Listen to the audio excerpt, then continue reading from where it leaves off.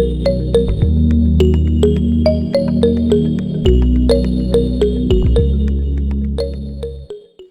শিক্ষার্থীবৃন্দ, আশা করি ভালো আছো। আমরা আজকে শুরু করতে যাচ্ছি এপিসোড 184। এই এপিসোড যাদের জন্য প্রযোজ্য, ফর স্টুডেন্ট অফ 11 ক্লাস। এবং আজকের আলোচিত চ্যাপ্টার হচ্ছে ওয়ার্কশিট বা কার্যপত্র। ওয়ার্কশিট বা কার্যপত্র, সেই কার্যপত্রের ক্রিয়েটিভ কোয়েশ্চেন নিয়ে এবং আনসার নিয়ে আমরা আলোচনা শুরু করব। তার চতুর্থ অংশ আজকের আলোচনা। প্রিয় শিক্ষার্থীবৃন্দ, তোমাদের জন্য আজকের পাঠে যা থাকবে অথবা আজকের পাঠে যা জানতে পারবে সেটা দেখে নিই। 1. ক্লোজিং জার্নাল, সমাপনী জাবেদা। ওয়ার্কশিট থেকে কিভাবে ক্লোজিং জার্নাল তৈরি করা হয়।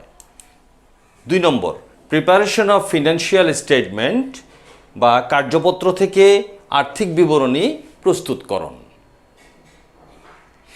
এই দুটি বিষয়ে আমরা আলোচনা সীমাবদ্ধ রাখব।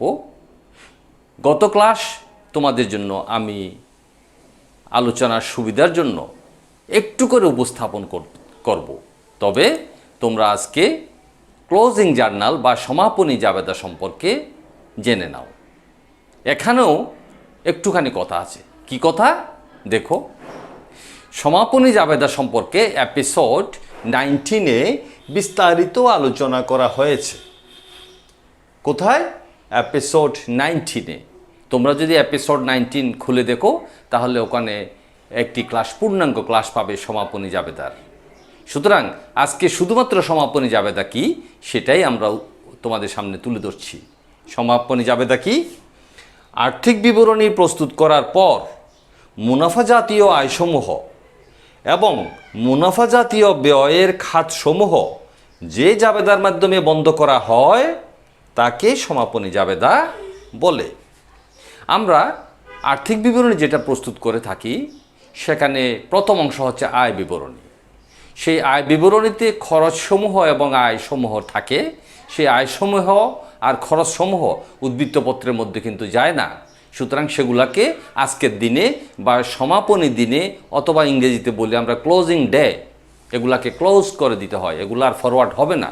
সুতরাং সেটি জাবেদার মাধ্যমেই ক্লোজ করতে হয়। সেটাই হচ্ছে সমাপনী জাবেদা।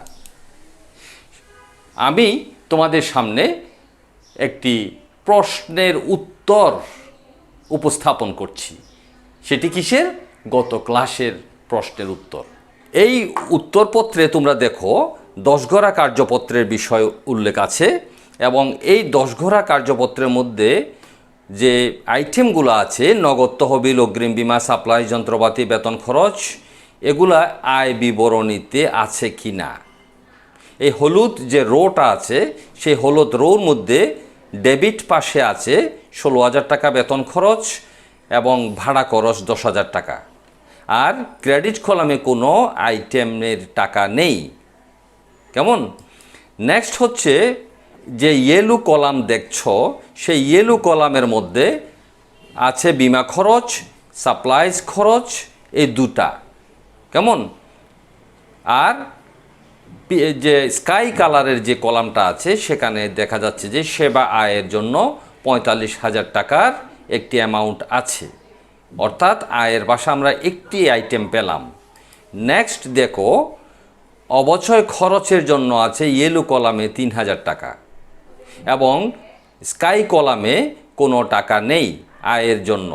সুতরাং এই যে আয় বিবরণীতে আমরা যে দুটি কলাম পেলাম, একটা ডেবিট কলাম, একটা ক্রেডিট কলাম, এই ডেবিট কলামের যোগফল হচ্ছে 40,000 টাকা আর ক্রেডিট কলামের যোগফল হচ্ছে 45,000 টাকা এবং এই দুটি টাকার পার্থক্যই কিন্তু আমাদের নিট লাভ। এই নিট লাভটা আমরা পরে দায়ের পাশে উপস্থাপন করেছি। অর্থাৎ সেটা মূলধনের সাথে যোগ হওয়ার কথা ছিল, কিন্তু কার্যপত্রে যোগ হওয়ার সুযোগ না থাকায় সেটাকে আলাদাভাবে উদ্বৃত্তপত্রের ক্রেডিট কলামে লেখা হয়েছে।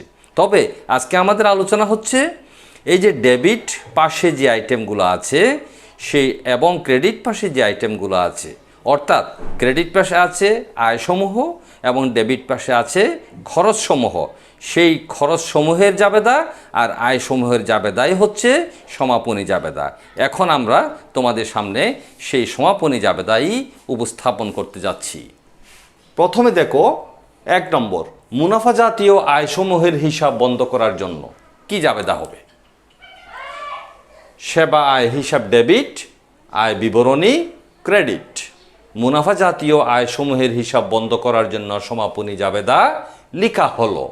খেয়াল করে দেখো, আমরা একটু আগে যে আলোচনাটা করেছি ওখানে আয় বিবরণী ক্রেডিট পাশে একটি মাত্র আইটেম পেয়েছিলাম, সেটা হচ্ছে সেবা আয়। এই একটি আইটেমের জাবেদায় আমাদেরকে এখানে লিখতে হলো। যদি এখানে একাধিক থাকতো তাহলে আমরা একাধিক ডেবিট করতাম। শিক্ষার্থীবৃন্দ, এবার 2 নম্বর আইটেমটা আমরা আলোচনায় যাচ্ছি। মুনাফা জাতীয় ব্যয়সমূহের হিসাব বন্ধ করার জন্য সমাপনী জাবেদা। মুনাফা জাতীয় ব্যয় কিন্তু 1, 2, 3, 4, 5টা আছে। এই 5টি আয় বিবরণীতে কিন্তু ডেবিট কলামে ছিল। খেয়াল করে দেখো, এই 5টি আইটেম আয় বিবরণীতে ডেবিট কলামে ছিল, সুতরাং জাবেদায় ক্রেডিট করা হবে। ডেবিট কে হবে? আয় বিবরণী ডেবিট হবে। সুতরাং এই 5টি আইটেমের যোগফল হচ্ছে 40,000 টাকা। আর ন্যারেশন লিখতে হবে, মুনাফা জাতীয় ব্যয়সমূহের হিসাব বন্ধ করার জন্য সমাপনী জাবেদা লেখা হলো। এখন আয়ের জাবেদা দিলাম, ব্যয়ের জাবেদা দিলাম। আয় আর ব্যয়ের পার্থক্য হয় লাভ হবে, না হলে ক্ষতি হবে। কিন্তু আমাদের আলোচনায় 5,000 টাকা নিট লাভ ছিল। সেই নিট লাভটা একটু আগে কি বলেছি? মূলধনে যোগ হয়, সুতরাং সেটা মূলধন হিসাবে স্থানান্তর হবে। 3 নম্বর, আয় বিবরণীর মুনাফা বা নিট লাভ মূলধন হিসাবে স্থানান্তরের সমাপনী জাবেদা। আয় বিবরণী ডেবিট, মূলধন হিসাব ক্রেডিট। এখানে দেখো মূলধন ক্রেডিট করা হচ্ছে কেন? এই জন্য যে নিট লাভটা মূলধনের সাথে যোগ হয়ে মূলধনের পরিমাণটা বৃদ্ধি পায়, সুতরাং মূলধন হিসাব ক্রেডিট। আয় বিবরণী ডেবিট। কত টাকা? 5,000 টাকা। সেই 5,000 টাকা কোথায় পেয়েছি? ওই 45,000 টাকা ক্রেডিট যোগফল ছিল আর ডেবিট যোগফল ছিল 40,000 টাকা, ইকুয়াল টু ব্যালেন্স যেটা, সেটা হচ্ছে নিট লাভ 5,000 টাকা। আরেকটি জাবেদা তোমাদের সামনে আমি উপস্থাপন করছি, সেটার যদিও বা প্রশ্নে নেই, কিন্তু জানার জন্য আমি তোমাদেরকে জাস্ট উপস্থাপন করেই শেষ করব। সেটা হচ্ছে কি উত্তোলনের জাবেদা। রেওয়া মিলে যদি উত্তোলন থাকতো তাহলে এইরকম জাবেদাটাই হতো। মূলধন হিসাব ডেবিট, উত্তোলন হিসাব ক্রেডিট। এখানে মূলধন ডেবিট হবে কেন? এই জন্য যে উত্তোলনটা মূলধন থেকেই বাদ যায়, অর্থাৎ মূলধনের পরিমাণ কমিয়ে দেয়, এই জন্য মূলধন হিসাব ডেবিট, উত্তোলন হিসাব ক্রেডিট। এখানে কোনো টাকার পরিমাণ নেই, এই জন্য যে রেওয়া মিলে কোনো উত্তোলন ছিল না। প্রিয় শিক্ষার্থীবৃন্দ, এখন আমরা আজকের আলোচনার দ্বিতীয় অংশ অর্থাৎ কার্যপত্র থেকে আয় বিবরণী তৈরি করতে যাচ্ছি। দেখো আয় বিবরণীটা কীরকম। ভেরি সিম্পল, আয়সমূহ মাইনাস খরচসমূহ। আমাদের আলোচনায় ওয়ার্কশিটে সেবা আয় ছিল একটাই 45,000 টাকা এবং খরচ ছিল এই কয়টাই। এই খরচ ছিল 1, 2, 3, 4, 5টা। সুতরাং এই 5টা খরচ আয় থেকে বাদ দেওয়ার ফলে যে রেজাল্টটা আসবে এখানে, সেই রেজাল্টটা কি? নিট লাভ, মূলধন হিসাবে নিত কত টাকা? 45,000 টাকা। একটু আগে জাবেদায় কিন্তু আমরা সেটাও বুঝিয়ে দিয়েছি। এখন আমাদের আলোচনায় আসবে ওনার্স ইকুইটি স্টেটমেন্ট বা মালিকানা সত্ত্ব বিবরণী। মালিকানা সত্ত্ব বিবরণীতে মূলধন আসবে রেওয়া মিলে যেটা ছিল, নিট লাভটা যোগ হবে, ইকুয়াল কি হবে? মালিকানা সত্ত্ব 60,000 টাকা। ঠিক আছে? হ্যাঁ, এখানে আরও আইটেম আসতে পারতো। কি কি? মাইনাস উত্তোলন, মাইনাস জীবন বিমার প্রিমিয়াম ইত্যাদি আরও যদি প্রশ্নে থাকে সেগুলো আসবে। যদি থাকে তখন আমরা আলোচনায় আসব।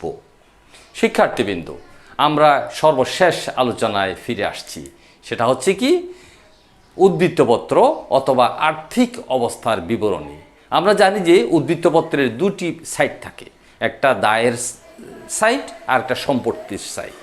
আমরা দেখো সেটা ড্রয়িংয়ের মধ্যে দেখালাম যে মূলধন ও দায়, সম্পত্তি ও স্থিতি, কেমন? প্রথমে দেখো সম্পত্তি পাশে কি কি আইটেম আসছে, নগদ তহবিল, অগ্রিম বীমা, সাপ্লাইজ এবং যন্ত্রপাতি, এবং তাদের টাকাগুলো হচ্ছে এরকম রেওয়া মিলে যেগুলো ছিল। ওখান থেকে কার্যপত্র তৈরি করে ওখানে লাস্ট যে সমন্বিত রেওয়া মিল আমরা তৈরি করেছি সেটারই এগুলা উদ্বৃত্ত। দায়ের পাশে আসবে বকেয়া বেতন, অনুপার্জিত আয়, পুঞ্জীভূত অবচয় হিসাব, যন্ত্রপাতির এবং মালিকানা সত্ত্ব। টাকাগুলো হচ্ছে এরকম, ঠিক আছে? উদ্বৃত্তপত্রের যোগফল কত? দায়ের পাশে ৭৩,০০০ এবং সম্পত্তি পাশে ৭৩,০০০। এখানে একটি কথা প্রিয় শিক্ষার্থীবৃন্দ তোমাদেরকে জানাই রাখি, সেটা হচ্ছে কি, যে পুঞ্জীভূত অবচয় আমরা এখানে লিখেছি দায়ের পাশে, যেহেতু এটাকে ইংরেজিতে বলা হয় অ্যাকুমুলেটেড ডেপ্রিসিয়েশন, অবচয় সঞ্চিতি পুঞ্জীভূত, এটা দায় সৃষ্টি করে, যার কারণে দায়ের পাশে লিখেই আমরা এখানে তোমাদেরকে দেখিয়েছি। তবে হ্যাঁ, এটা যদি যন্ত্রপাতি থেকে সম্পত্তি পাশে মাইনাস করো তারপরেও কিন্তু ব্যালেন্স শিটটাকে শুদ্ধ হিসাবে গণ্য করা হয়। প্রিয় শিক্ষার্থীবৃন্দ, আজকে আমরা যে আলোচনাটা করলাম আশা করি তোমাদের ভালো লেগেছে, বুঝতে পেরেছো। আগামী ক্লাসের আমন্ত্রণ জানিয়ে আজকে তোমাদের আলোচনা শেষ করছি। প্রিয় ভিউয়ার্স এবং সম্মানিত অভিভাবকবৃন্দ, আসসালামু আলাইকুম।